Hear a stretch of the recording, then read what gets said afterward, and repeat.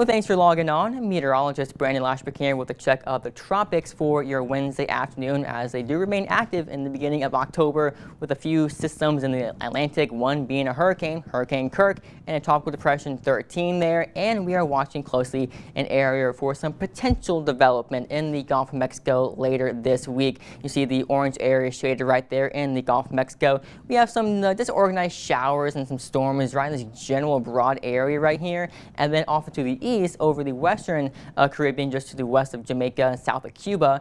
We have some more kind of area of disturbed weather and some showers and some storms and a little bit of mid-level spin. You can kind of see in the presentation on satellite as it loads in. But we are watching for the potential maybe some of this energy moves northward, and we may see an area of low pressure develop in the Gulf of Mexico by the weekend, the late week, maybe tropical depression trying to form by then. But over the next 2 days, you see, really isn't a chance for development. There's 0% chance right there. But over the next 7 days, a medium chance for some development in that area to watch. And the reason why we're watching a couple areas and some uncertainty with where and how a low might form is the whole overall setup, what we call the Central American Gyre. This is basically a large, broad area of lower pressures over Central America right here with that counterclockwise flow. And what this does is increases rising motions for increased activity of thunderstorms over this region. And sometimes what can happen is that we can get these little bits of energy that can kind of shoot out from the overall circulation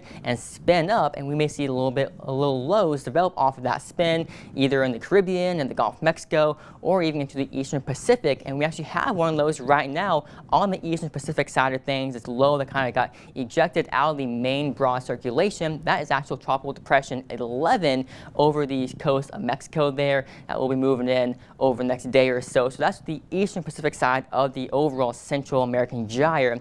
In the Gulf of Mexico right now, you see on our modeled moisture content, high moisture in the Gulf of Mexico, in the south and southeastern Gulf of Mexico, and a little bit of broad spin right here. Again, that's that little bit of energy trying to spin up a little bit. And we see another area of some tropical moisture where we have our other disturbed area of weather moving northward into the Gulf of Mexico by Friday into Saturday. And as these two systems kind of attempt to merge a little bit, a rather broad area of low pressure may attempt to form in the Gulf of Mexico. But right now, model guidance are pretty meager on any intensification. But of course, there still is some uncertainty until an actual area of low pressure develops for these models to latch onto. So there will still be some uncertainty on the exact track or intensity of what may or may not form in the Gulf of Mexico. But what seems a little bit more likely right now is that we do get some tropical moisture to move northward.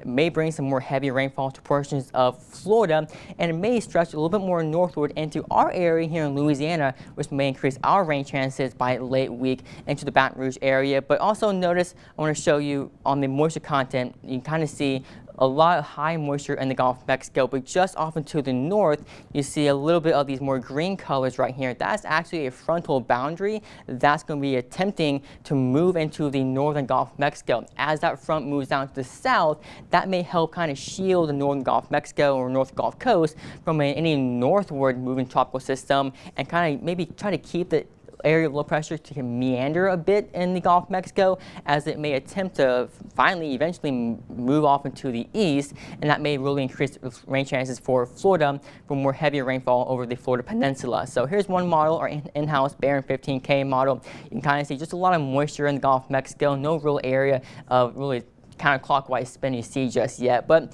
kind of the tropical moisture is spreading northward. So by Friday, we may see some more scattered showers over our area in southeast Louisiana, and then by the weekend, you can kind of barely see a little bit of a broad area of some spin right here.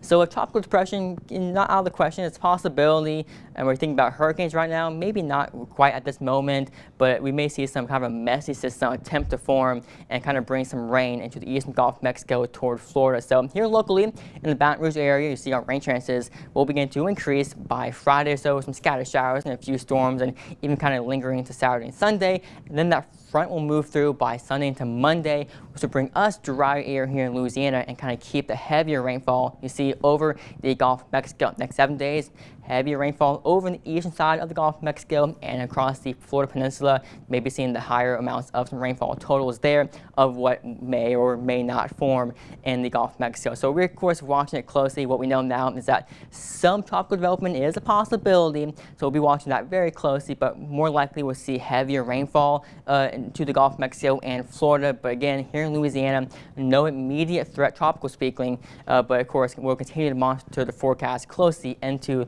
the rest of this week toward this upcoming weekend. Elsewhere in the Atlantic, we have Hurricane Kirk. This has been a rather strengthening system, as it was a tropical storm the other day. Now a hurricane with max winds at 90 miles per hour, and it will begin to increase its strength as it moves westward. The good news here is that it will be moving west and northwest, and then north and then northeast, all thanks to an area of higher pressure, the subtropical ridge right to the storm's east. That will help steer this storm and keep it out into the open waters away from land, thankfully, because it will be a powerful hurricane over warm waters, low shear, likely maybe a category 3 or 4 storm by Friday. But again, the key here, over open waters, no immediate threat for land. Will Kirk be, thankfully, before it eventually weakens over cooler waters, the more north it travels in the northern Atlantic. Behind that, we have Tropical Depression 13. This was Invest 91L earlier. Now it has a center of circulation, so we have Tropical Depression 13, max winds of 35 miles per hour, but this will likely be the next named storm soon. The next name would be Leslie, and possibly the next hurricane as well, as it moves generally off into the west. Forecast to become a hurricane by Friday into Saturday, and then moving off to the west, northwest, likely remaining over open waters as well, thankfully. So no threat to land will this storm be, more than likely not. So again, we're keeping a close eye on what may or may not form in the Gulf, but that will increase our rain chances again here in Baton Rouge by the end of the week toward early weekend. But of course, if anything does develop, we will be the first to let you know and keep you up to date on all things tropics on air and online at brproud.com.